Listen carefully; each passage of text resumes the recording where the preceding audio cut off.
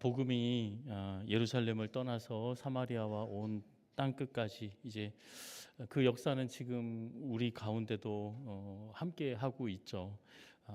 그 초대 교회에 복음이 왕성하게 전해질 때 그 모습을 사도행전은 그리고 있는데, 이제 사마리아의 북이스라엘 예루살렘에서 이제 북이스라엘 사마리아에도 복음이 전해지고, 이제 이 9장 앞뒤 전후를 보면은 예루살렘에서 100km가 떨어져 있는 그 요빠, 또 저 가이사랴 고넬료, 요빠의 다비다, 이제 베드로가 두루 다니며 복음을 전했다 그럽니다. 이제 일곱 집사님 중에 사도 그 빌립 집사님이 또 사마리아에 가서 풍성한 열매를 맺고, 어느 정도까지 열매를 풍성하게 맺고 있었느냐, 성경에는 구체적으로 얘기를 하지 않지만 요세푸스가 쓴 그 역사서에 보면은 그때 당시에 다메섹에 네로 황제가 그 박해를 할 때 유대인들이 다메섹에 있는 사람이 한꺼번에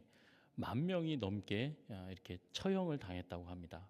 그러면 그 다메섹에 도대체 얼마나 많은 유대인들이 살았을까? 많은 학자들이 적어도 4에서 5만까지 뭐 몇만 명이 살고 있었다는 거죠. 그리고 회당은 한 30여 개 이상은 있었을 거다, 이제 그렇게 추정을 합니다. 그 다메섹에 이르기까지, 지금 시리아의 수도 다마스커스, 이제 다메섹이죠. 지금은 엉망이 돼 있습니다. 그 나라가 지금 여러 모양으로 하여튼 백성들이 고난을 당하고 있어요. 근데 그 예수님 이제 사후에 이제 사도 바울이 막 활동을 하기 전에 이제 박해를 할 때였죠. 그래서 사도 바울이 다메섹에 있는 그리스도인들을 잡아오고 박해하기 위해서 그 다메섹으로 가는 거죠. 여러분, 사도 바울을 이렇게 이해하려고 보면 정말 너무 이해가 되는 거예요. 많은 이단이 교회를 무너뜨리기 위해서 별의별 짓을 다 하지 않습니까? 사도 바울에게는 예수 믿는 그리스도인들이 참 악한 이단 사상을 가진 사람들이죠. 제사를 드리지 못하게 하는 겁니다. 유월절 드릴 필요가 없다. 그리고 안식일 드릴 필요 없다. 그리고 자기들끼리 따로 모이는 거예요. 아니, 이 사람들을 가만 놔둬야 되겠습니까?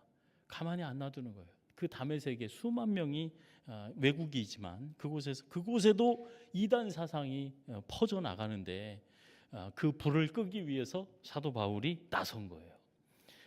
그때 다메섹으로 가는 도중에 사도 바울이 이제 주님을 만납니다. 우리가 소위 말하는 하나님과 사도 바울이 인격적으로 만난다, 우리 그런 얘기 하잖아요. 나는 3대째 신앙인데 그냥 형식적으로 신앙생활하다가 수련회 가서 기도하다가 주님을 인격적으로 만났다.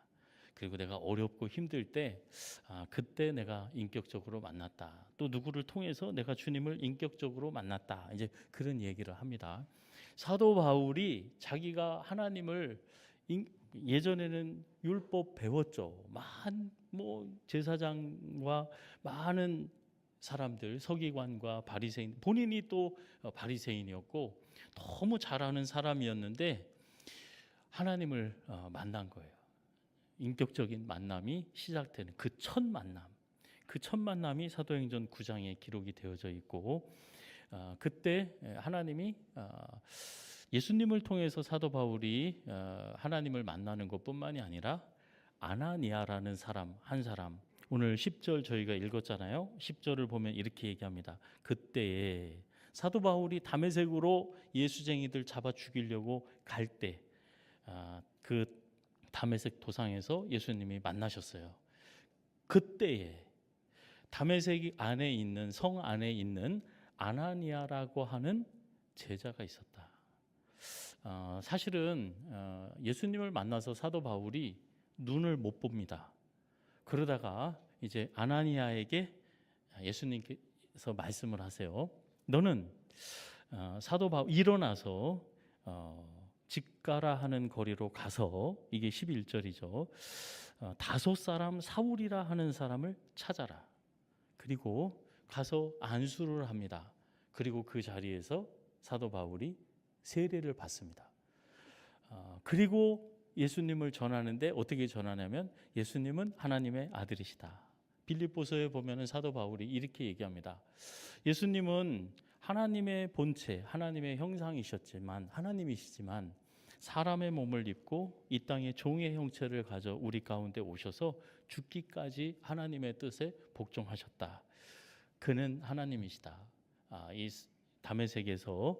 다메섹에서 불을 끌어갔다가 도리어 예수 믿는 그 기독교에 불을 활활 태우는 불쏘시개가 되어지는 일생일대 사도 바울의 변화가 되어지는 그 장면을 그리고 있습니다. 그때 예수님이 만나 주셨고 아나니아를 통해서 사도 바울을 아나니아가 다메섹의 예수님의 제자였는데 그 다메섹은 이방 땅이잖아요. 외국이잖아요. 그 땅에도 예수 믿는 사람이 있었다는 거예요. 그 아나니아가 사도 바울에 가서 안수를 하고 그 뜻을 전해주는데 오늘 우리가 읽은 마지막 본문에 그 하나님께서 아나니아에게 말씀하시는 그 주님께서 말씀하시는 뜻을 전합니다. 저는 아나니아가 얘기를 하죠. 13절 한번 보시겠어요? 주여, 이 사람은 사람이 아닙니다. 지금 우리 말로 치면 그겁니다. 짐승만도 못한 사람입니다. 저 사람은 정말 악랄한 사람입니다. 주의 성도에게 큰 해를 끼치는 사람입니다. 13절에 보면 아나니가 대답하되 주여, 이 사람에 대하여는 여러 사람에게 내가 들었습니다. 남들이 다 얘기합니다. 목사님도 얘기하고 집사님, 권사님도 저 사람에 대해서는 아주 몹쓸 사람, 저거 아주 안 될 사람, 악한 사람, 해가 되는 사람, 짐승만도 못한 사람입니다. 그때 15절에 주께서 이르시되 뭐라 그럽니까? 가라, 이 사람은 내 이름을 이방인과 임금들과 이스라엘 자손에게 전하기 위하여 택한 나의 뭐라고요? 그릇이다. 여러분, 그릇은 뭐에 씁니까? 뭔가를 담는 데 쓰죠. 콩을 담든 밥을 담든 식은 밥을 담든 뜨끈뜨끈한 국을 담든 담는 거죠. 하나님이 쓰시는 그릇에 하나님이 담아서 하나님이 쓰신다. 요한복음 15장에 보면 예수님이 그런 말씀하시죠. 유명한 포도나무 비유를 말씀하시면서 너희가 나를 택한 것이 아니야. 내가 너희를 택했다. 그리고 너희는 항상 열매를 맺게 될 거야. 내가 너희와 함께함으로 열매를 맺는데 내가 너희를 택한 이유가 있다. 15장 16, 17절에 보면 그렇게 말씀합니다. 너희가 나한테 구해라. 그러면 내가 다 줄 거야. 여러분, 하나님이 저와 여러분을 택하신 이유는 하나님께서 주시기 위해서, 뭔가 주시기 위해서 택하셨다고 그럽니다. 저와 여러분은 많이 구하잖아요. 필요한 거 너무 많잖아요. 지금 응답 못 받은 거 너무 많잖아요. 이것도 주시고 저것도 주셔야 되는데 안 주신 게 너무 많아서 속에 섭섭하신 분들 많잖아요. 여러분, 반드시 기억하시기 바랍니다. 하나님 앞에 먼저 구하기 전에 이 고백해 보세요. 하나님, 무슨 말씀이든 주의 뜻을 저에게 알려주시면 제가 순종하겠습니다. 자, 다 같이 한번 해보겠습니다. 제가 하나님 말씀에 순종하겠습니다. 나는 하나님의 택한 그릇입니다. 하나님 뜻에 순종하기 위해서 구하세요. 하나님께 쓰임 받기 위해서 무엇이든 구하시기 바랍니다. 하나님께서 그것을 주시기 위해 저와 여러분을 부르셨다고 말씀합니다. 사도 바울이 정말 사람은 누구를 만나느냐가 참 중요하거든요.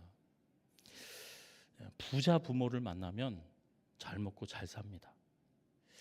가난한 부모 만나면 남들이랑 똑같이 풍성하게 먹고 살 수가 없어요. 그리고 그 성품도, 그 병도, 유전적인 DNA도 이제 물려받는 거예요. 저희 집안이 사촌 형들 다 그렇고 아버지도 그러시고 당뇨시거든요. 뭐 틀림없이 저도 거의 당뇨인 거 알고 있었어요. 근데 뭐 여지 없더라고요. 당뇨. 또 남편과 아내, 반려자가 누가 되느냐에 따라서 그 사람의 인생이 완전히 바뀝니다. 그렇죠? 왜냐? 우리에게는 늘 노심초사 누구를 제일 걱정해요? 부모 걱정 많이 합니까? 자식 걱정 많이 합니까? 자식 걱정하죠. 자식은 내가 저 남자를 만나서 저 여자를 만났기 때문에 그 사이에서 나왔어요. 내가 어떤 남편, 어떤 아내를 만나느냐에 따라서 내 평생 자식 문제를 가지고 물론 기뻐도 하고 감사도 하지만 마음을 졸이고 또 하나님 앞에 간절하게 기도하게 되고 그렇죠. 또 친구도 누구를 만나느냐에 따라서 제 옆에서 친구 보니까요. 그 같은 학과의 친구였는데 한 아이가 아주 부잣집이었어요. 그러니까 부모가 뭐 걔는 취업 걱정이 없어요. 그냥 아버지가 물려주는 거, 아버지 거 잘 관리만 해도 잘하는 거예요. 그런데 그 친구의 여동생이 있었는데 또 그 친구를 이렇게 소개시켜 준 거예요. 자기 친구한테, 과 친구한테. 결혼을 했어요. 그러니까 그 친구 때문에 여러분 한 해 그 매출액이 500억, 막 몇백억. 그냥 그 한 구퉁이 사위를 띄워준 거예요. 친구를 누구를 만나느냐에 따라서 직업도 바뀌고 그 운명이 이제 바뀌는 거죠. 사도 바울은 좋은 부모 만났습니다. 그래서 정말 태어나면서부터 로마 시민권을 가진 거예요. 이스라엘은 로마의 식민지였습니다. 그런데 로마의 시민권을 가지고 있어요. 게다가 집안이 얼마나 좋았는지 어려서부터 가장 훌륭한 교육을 받았어요. 당대의 최고의 스승인 가말리엘을 이제 모시게 됐어요. 그 밑에서 공부를 하게 됐어요. 바리새인 중에 바리새인, 모든 백성들이 위로, 요즘 말로 치면 어디 갖다 내놔도 장관 자리, 총리 자리, 아마 대통령감이 되었을 거예요. 복음에 대한 열정이 아니구나. 하나님 말씀에 대한 그 열정. 그 내가 유대인, 히브리인 중에 히브리인이다. 그리고 바리새인으로 율법의 의로는 흠이 없었던 정말 모든 것이 흠잡기 힘들었던 사람. 이 사람이 가장 악랄하게 예수 믿는 사람들을 이제 핍박을 하는데 사도 바울이 이 기억, 예수님을 만난 기억, 인격적인 만남, 첫 시작이거든요. 그 첫 시작. 모세가 80세가 되어서 저 광야에서 하나님을 만납니다. 하나님의 음성을 들어요. 그래서 모세의 운명이 바뀌는 겁니다. 사무엘이 성전에서 사무엘아 사무엘아 들려주시는 그 음성을 듣기 시작해요. 그 인격적인 만남, 첫 시작. 이게 얼마나 인상이 깊은지 자기가 중요한 때 자신의 사명과 또 세상을 향한 하나님의 뜻을 전할 때 이 체험을 계속 얘기해요. 사도행전 22장에 이야기를 합니다. 사도행전 26장에 똑같은 자기의 간증을 이야기해요. 우리말로 치면 간증이죠. 그때 내가 어떤 사람이었느냐. 옛날에 1절에 보면 사울이 주의 제자들에 대하여 여전히 위협과 살기가 등등했다. 살기가 등등했다는 거는요. 등등했다는 거는 그 사나운 짐승이 막 포효하면서 막 씩씩거리는 거 있잖아요. 막 흐르릉 하면서 이제 사도 바울이 가졌던 모든 지식, 로마의 뭐 시민권, 자기가 배운 그 율법적인 지식, 하나님의 일을 향한 그 열정, 그 모든 것이 움직여지는 그 동력이 뭐냐? 살기였다. 살기. 살기라는 것은 죽이고자 하는 의지를 얘기합니다. 죽이고 싶은 그것이 짐승이 그 마음과 그 콧구멍에 그 입에 으르렁거리고 침을 흘리는 것처럼 그 살기가 등등한 것. 내가 가진 모든 것을 가지고 다른 사람을 죽이고 핍박하려고 했던 그게 이제 그리스도인이라는 거죠. 사도행전 22장에 보면 이렇게 얘기해요. 4절에 보면 내가 이 돌을 박해하여 사람을 죽이기까지 하고 남녀를 결박하여 옥에 넘겼노니 이에 대한 것은 대제사장과 모든 장로들이 내 증인이다. 사도 바울은 유명해요. 대제사장도 독대해요. 여러분 어떻게 대제사장을 함부로 독대합니까? 저는 우리 해마다 바뀌는 우리 총회장님도 한 번 독대할 수가 없어요, 여러분. 그런데 이 사도 바울은 언제든지 독대하는 그런 사람이었어요. 사도행전 26장에 보면 9절에 보면 또 이렇게 얘기합니다. 나도 나사렛 예수의 이름을 대적하여 많은 일을 행하여야 될 줄로 스스로 생각했다. 저거 예수쟁이들 그대로 놔두면 안 된다. 많은 일을 내가 해야 되겠다. 교회를 위해서, 하나님을 위해서, 우리 유대인을 위해서 많은 일을 내가 해야 되겠다. 스스로 생각했다.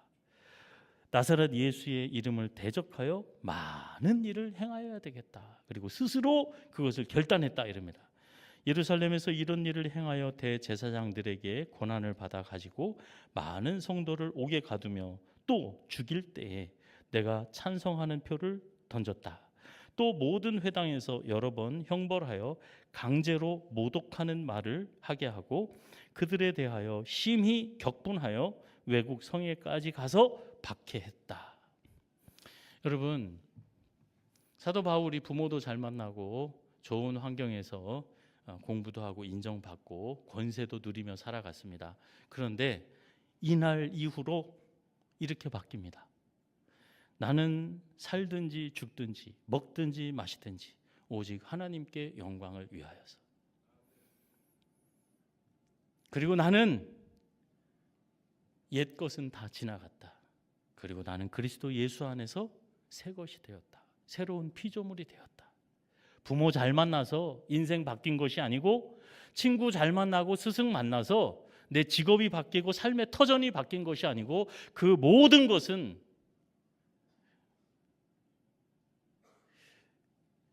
배설물과 같고 내가 예수를 만나서 내가 지금까지 어떻게 살아왔는지 그리고 앞으로 지금 뭘 하고 살아가고 있는지 그리고 앞으로 뭘 하려고 다메섹까지 가서 길길이 뛰면서 살기가 등등해서 사람을 죽이고 핍박하는 그 일을 하기 위해서 앞으로 그 일을 계획하고 추진하기 위해서 다메섹으로 가는 길이었다는 거예요.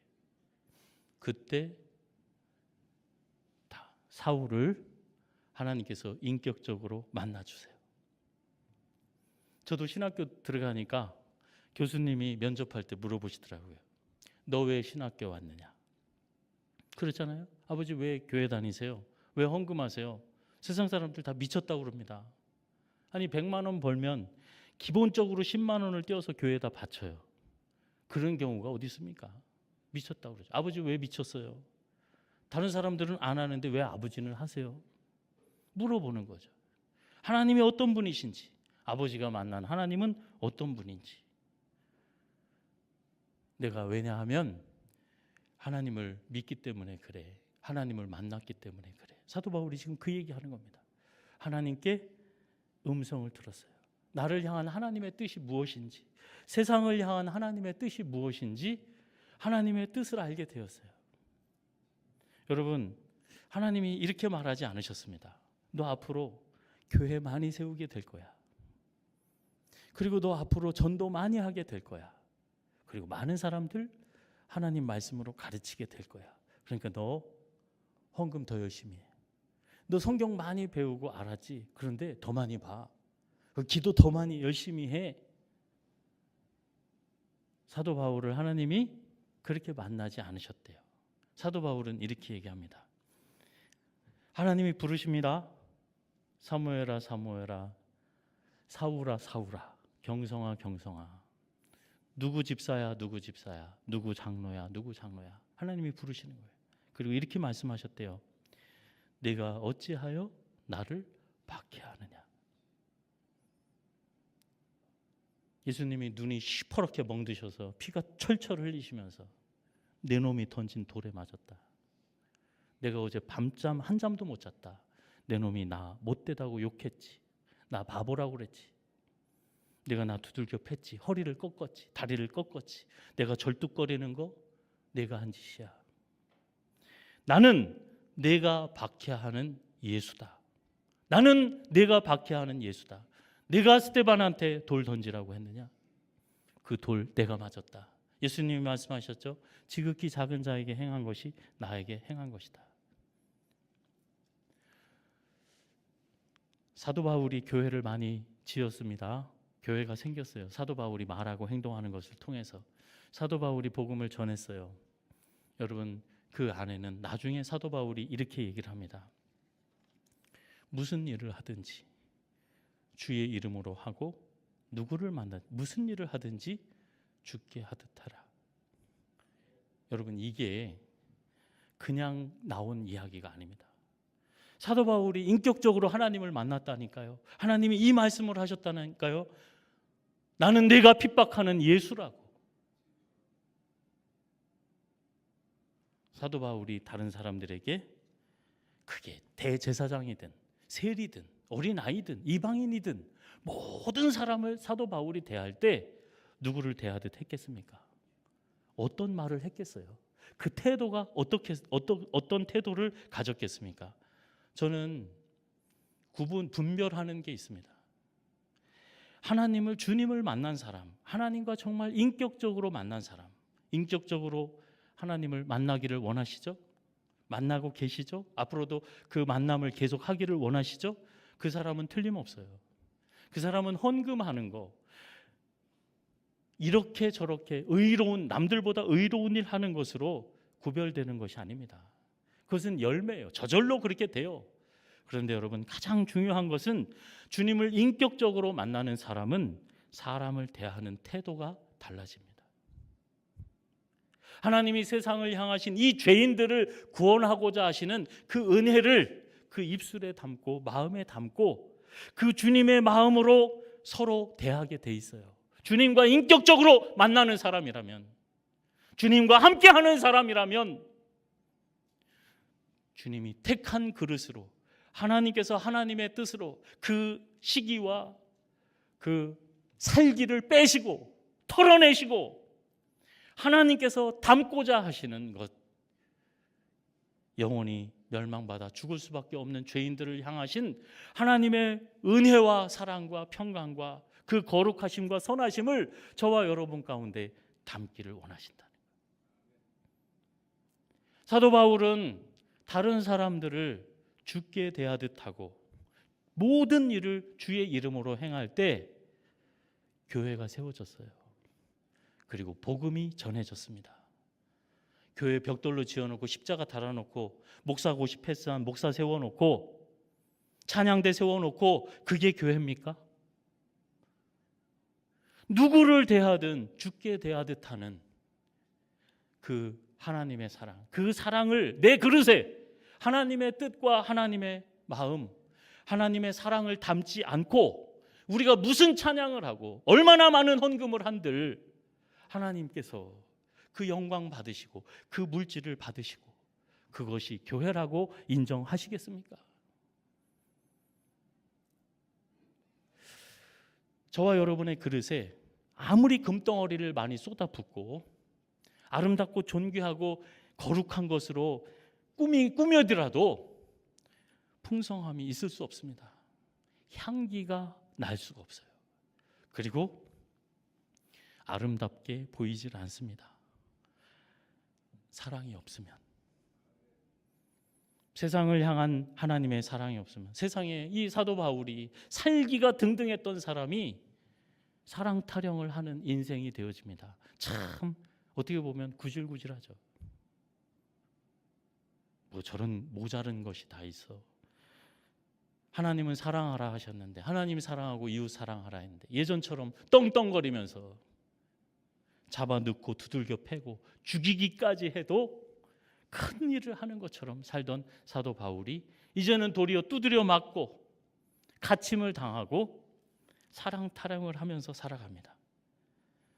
사랑은 오래 참는다, 온유하다, 시기하지 않는다, 자랑하지 않는다, 교만하지 않는다, 무례히 행치 않는다, 자기 유익을 구하지 않는다, 성내지 않는다, 악한 것을 생각하지 않는다. 여러분, 이 사랑 타령이 자기가 멋진 글을 쓰고 사랑에 대한 멋진 정의를 내리기 위해서 만들어낸 게 아닙니다.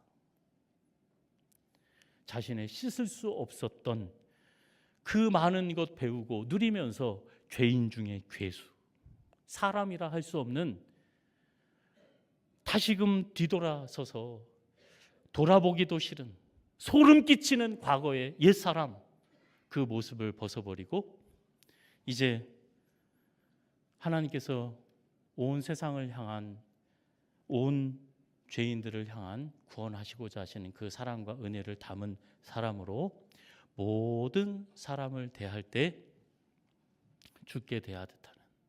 여러분, 아나니아에게 예수님께서 말씀을 하셨죠. 너 저 사람이 해를 끼치는 사람이라고. 그리고 다른 모든 사람들이 그렇게 얘기를 하디, 여러분, 제가 다른 사람에게 뭐라고 하고 대통령이 뭐라고 하고 누가, 내 부모가 뭐라고 해도 저와 여러분은 다른 사람을 대할 때 꼭 기억하시기 바랍니다. 내가 저 사람을 대할 때 남편으로서, 아내로서, 목사로서, 성도로서, 내 이웃으로서, 친구로서, 원수 관계로서 저와 여러분이 저 사람을 대할 때 그 태도, 저와 여러분은 하나님이 택하신 그릇이라는, 그 사람을 향한 하나님의 선하신 뜻을 저와 여러분의 마음에 담으신다는 거예요. 그 하나님의 뜻을 전하는 저와 여러분이 되어지기를 예수님의 이름으로 축원합니다. 그래야면 하나님이 약속하셨습니다. 내 안에 내 사랑과 은혜를 담아라. 그러면 너는 먹든지 마시든지 앉든지 일어서든지 집 안에 있든지 밖에 있든지 신명기 28장의 그 복이 저와 여러분의 삶 가운데 임하게 되어질 줄로 믿습니다. 그 복을 누리는 저와 여러분이 되어지기를 예수님의 이름으로 축원합니다.